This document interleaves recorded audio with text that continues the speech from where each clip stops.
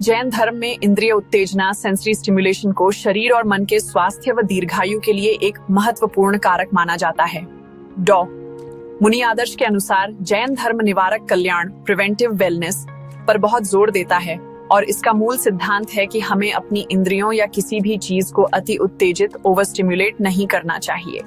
जब आप अपनी इंद्रियों या अंगों को अति उत्तेजित करते हैं तो वे अधिक दबाव में आ जाते हैं और अधिक आदी हो जाते हैं, जिससे शरीर बीमार पड़ जाता है। यह केवल शारीरिक ही नहीं बल्कि मानसिक, भावनात्मक और आध्यात्मिक स्तर पर भी जलन, इरिटेशन पैदा कर सकता है, जिससे गंभीर स्वास्थ्य समस्याएं हो सकती हैं। शारीरिक प्रभाव: अति उत्तेजना को अल्जाइमर, डिप्रेशन और याददाश्त में कमी जैसी हर पुरानी बीमारी की जड़ माना जाता है। लाल मिर्च पाउडर विशेष रूप से अल्जाइमर का कारण बन सकता है। भोजन के साथ या तुरंत बाद पानी पीने से एसिड में मिल जाता है और एसिडिटी पैदा करता है, क्योंकि हर भोजन को पचाने के लिए पेट में अलग अलग एसिड होते हैं। मानसिक और भावनात्मक प्रभाव: अत्यधिक भावनात्मक उत्तेजना कैंसर का कारण बन सकती है। एक व्यक्ति को कैंसर हो गया क्योंकि वह दूसरों को जैन धर्म का पालन न करते देखकर मानसिक रूप से बहुत चिड़चिड़ा हो जाता था। अति उत्तेजना के उदाहरण: जैन धर्म संवेदी और शारीरिक अति उत्तेजना को रोकने के लिए विशिष्ट उदाहरण देता है। आंखें: बहुत अधिक तेज रंग देखना या बहुत अधिक बिंग वॉचिंग, लगातार फिल्में देखना आंखों को उत्तेजित करता है। कान: अत्यधिक तेज संगीत सुनना कानों को उत्तेजित करता है। नाक: अत्यधिक इत्र का उपयोग करना या बहुत अधिक सूंघना। स्पर्श: अत्यधिक गर्मी या ठंड में रहना। स्वाद: अत्यधिक मसालेदार, मीठे या ठंडे भोजन का सेवन, जैसे आइसक्रीम या थम्स अप, भले ही यह सुखद लगे, वास्तव में यह शरीर के लिए कष्टदायक होता है और एसिडिटी जैसी समस्याएं पैदा करता है।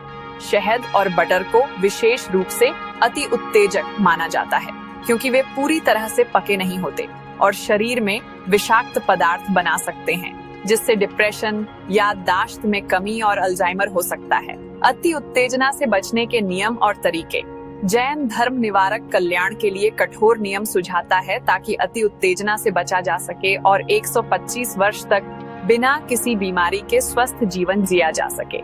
भोजन के नियम: दिन के समय के अनुसार भोजन: सुबह और शाम को ठंडे या क्षारीय अल्कलाइन भोजन जैसे दूध या हलवा का सेवन करना चाहिए। दोपहर में मसालेदार भोजन खाया जा सकता है, क्योंकि सूरज पाचन में मदद करता है। उत्तेजक खाद्य पदार्थों से बचना: चीनी, गुड़, तेल, दूध, दही, घी, बटर, शहद, मांसाहारी और पनीर जैसे उत्तेजक खाद्य पदार्थों का सेवन कम करना या पूरी तरह से बचना चाहिए। लाल मिर्च पर प्रतिबंध लगाना चाहिए। जड़ों का सेवन नहीं, भूमिगत उगी हुई सब्जियां जैसे गाजर, शलजम, मूली, आलू आदि का सेवन नहीं करना चाहिए, क्योंकि इससे पूरा पौधा नष्ट हो जाता है। स्वस्थ विकल्प: बाजरा जैसे उबले हुए अनाज और दालें गैल ब्लैडर स्टोन जैसी समस्याओं को दूर कर सकती हैं। काले मिर्च को आंत में एसिड को स्थिर करने वाली दवा माना जाता है। संवेदी नियंत्रण: कम देखना, सुनना, सूंघना, छूना, स्वाद लेना। अत्यधिक देखने, बहुत तेज संगीत सुनने, अत्यधिक इत्र लगाने या अत्यधिक स्वाद वाली चीजें खाने से बचना चाहिए। संतुलित जीवन शैली: आलसी न हो लेकिन अति उत्तेजित भी न हो। संतुलन में जीना ही जैन धर्म है। उदाहरण के लिए, जैन भिक्षु बिना जूते के चलते हैं, मुखौटा पहनते हैं और कठोर खान पान के नियमों का पालन करते हैं। श्वास नियंत्रण प्राणायाम: जैन धर्म में श्वास को एक जीवित इकाई माना जाता है। श्वास को संतुलित करने से जीवन लंबा होता है। नींद, खड़े रहना, चलना, बैठना।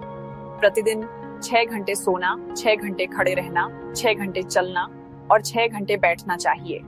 इन नियमों और प्रथाओं का पालन करने से व्यक्ति 125 साल तक बिना किसी बीमारी या शारीरिक परेशानी के स्वस्थ जीवन जी सकता है।